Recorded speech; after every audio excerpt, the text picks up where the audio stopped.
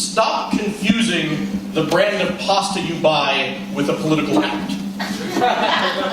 Perhaps you hadn't followed this. The Italian CEO of Berea Pasta, who is referred to in the press as a pasta baron, because Italy is still a place that respects the nobility of starch, said some homophobic things on Italian talk radio because he's Italian and it was talk radio.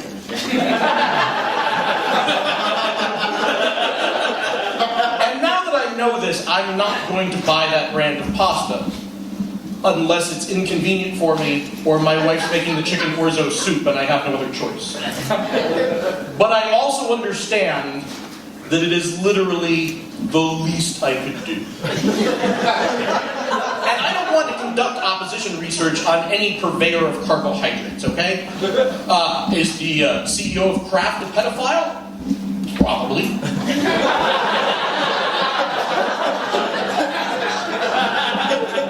But what I'm trying to say is if you avoid buying a homophobic pasta and instead buy Uncle Ben's rice for your choice of starch, you're doing it wrong. Or the Aunt Jemima pancake mix. Or the Mrs. Butterworth syrup. And she's the worst of all. Because once you start consuming that syrup, you realize that she's not an African-American caricature at all, but a white woman in syrup face.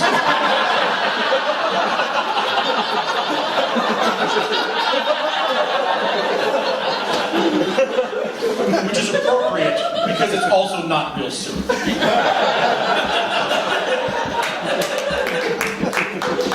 And how far back do you want to take this? The definition of a Facebook liberal is someone who avoids buying a homophobic pasta and then leaves the supermarket in a Volkswagen. Because Hitler designed the first Volkswagen. And say what you will about the pasta CEO, he only spoke a homophobic thing. And Hitler took that shit to the next level.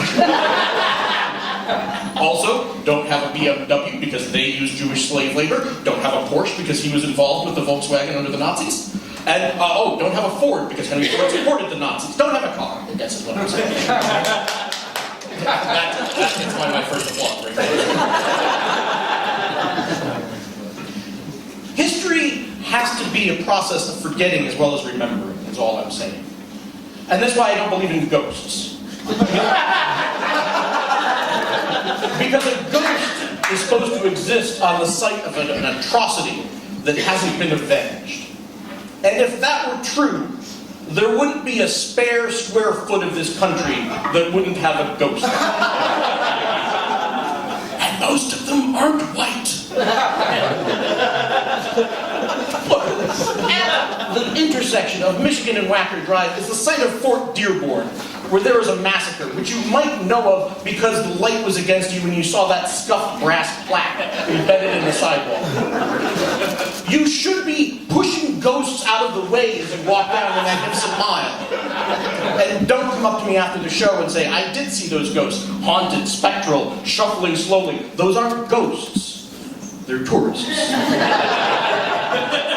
They're just dead inside.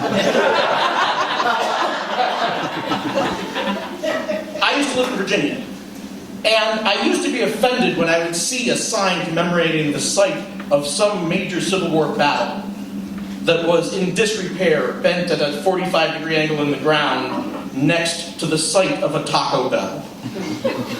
But then I realized that every generation is entitled to its own atrocities. And that's why I personally won't be satisfied until I'm at the 9/11 memorial looking across the reflecting pool at a prostitute of indeterminate gender and a face as ugly as homemade sin gesturing to me for a blowjob across the reflecting pool, which is littered with empty condom wrappers and bent syringes.